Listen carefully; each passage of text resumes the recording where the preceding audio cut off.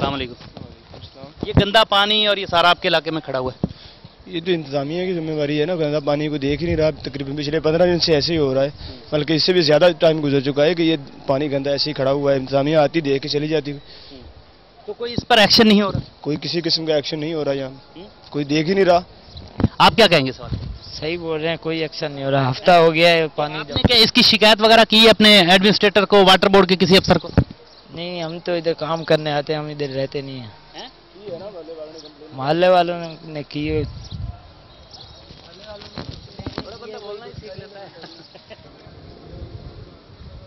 जी, ये मंजूर कॉलोनी के जो इलाका मकीन है उनका ये दरीना मसला है। अभी हम किसी और इलाके में, खासकर मंजूर कॉलोनी का इलाके में ही जाएंगे, वहां से देखेंगे कि वहां क्या हालात वाक़ है, क्या पूरे इलाकों में यही हो रहा है या किसी ये चंद इलाकों में। अभी हम कोशिश करेंगे कि दूसरे इलाके में जाएंगे और उसके बाद जो है हम आपको ले चलेंगे इस टाउन के जिम्मेदार जो है एडमिनिस्ट्रेटर जो जमशेद टाउन है उसके पास, और कोशिश करेंगे कि वाटर बोर्ड के जो अफसरान है, मुतलका अफसरान है, उनके पास भी हम आपको ले चलेंगे और हमारी कोशिश यही होगी कि आपके मसले का हल।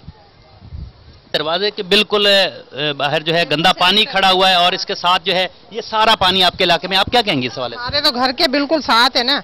हम तो ये थोड़ा सा थड़े के लिए लोगों को दिया हुआ है, अगर थड़े पे हम ना चढ़ने दें तो लोग निकल नहीं सकते। नमाजियों को कल मैयत हुई है तो मैयत भी ऊपर से लेके गए मस्जिद की तरफ, नहीं तो यहाँ कोई हाल नहीं, बैठने की बाहर जगह नहीं है मैयत के लिए।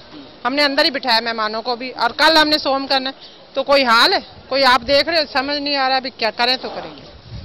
अब क्या आप क्या समझते हैं, आप इसका जिम्मेदार किसको ठहराते हैं? कौन है जिम्मेदार? जो धरते वरते हैं वही जिम्मेदार हैं, जो यहाँ के हुक्मरान हैं हमारे वही जिम्मेदार हैं, जो हमारे बड़े बड़े सब हैं, सब एक ही थाली के चट्टे बट्टे हैं, सीधी बात है। जी नाज़रीन, आपने देखा कि यहाँ जो है इस घर में एक फौतगी हुई है और उनको जो है यहाँ से जो है मैयत ले जाने के लिए भी शदीद मुश्किलात का सामना करना पड़ा, और खासकर अहम वजह यह है कि उनको यहाँ पर जो साहबजादा उनका घर है तो उनको जो है यहाँ पर बैठने में भी जो है तकलीफ हुई है। आप ये मनाजिर देख सकते हैं, ये देख सकते हैं कि उनको यहाँ पर बैठने में क्या हुआ है।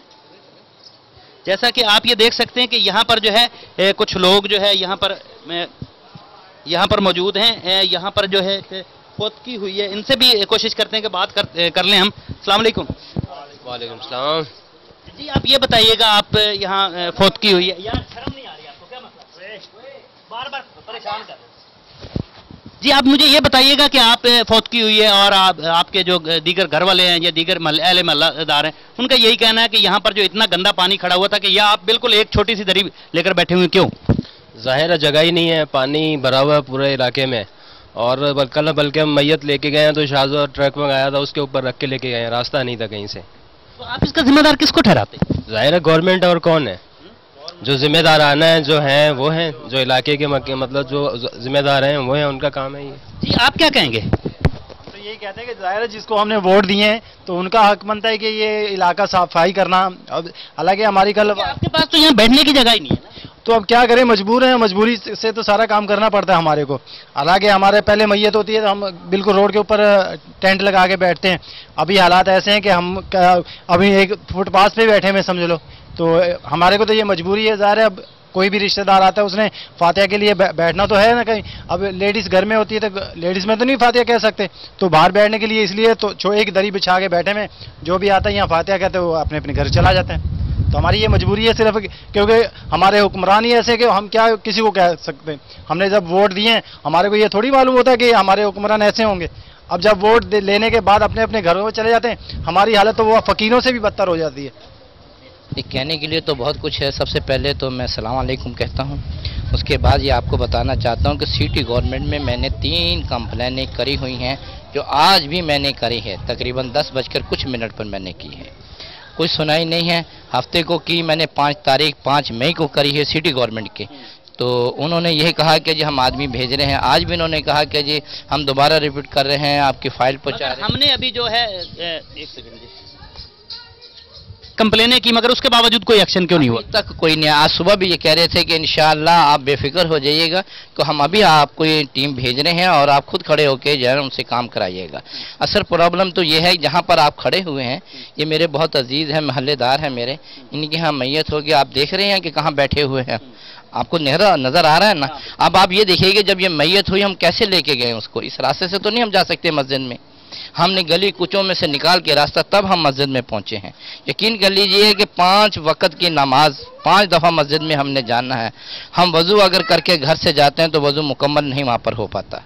हम इस गंदगी से इस तरीके से बचा के वहाँ पर पहुँच के फिर दोबारा वज़ू करके फिर नमाज अदा कर रहे हैं। और दिन 15 के हम शुक्रगुजार हैं जो आप हमारे तक आप पहुँचे हैं और आपने ये देखा है अपने उस पर और आपने इसकी फिल्म भी बनाई होगी।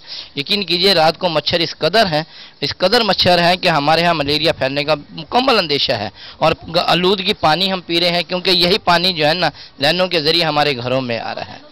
जी, जैसा कि मंजूर कॉलोनी के हालात व वाक़यात भी हमने आपको दिखाए और सेवरेज के हवाले से जो वहाँ का मसला था वो भी बताया। अभी हम पहुँचे हैं, ये जमशेद टाउन एडमिनिस्ट्रेटर जो है सैयद अकील तज़ीम नकवी का ऑफिस है, यहाँ पर हम पहुँचे हैं और कोशिश करेंगे कि अवाम के मसाइल के हल के लिए उनसे बात कर सकें और ये सारा मामला उनके नज़र में जो है आ जाए और उनके उस अवाम के मसाइल हल हों जो कि खासकर मंजूर कॉलोनी के हैं।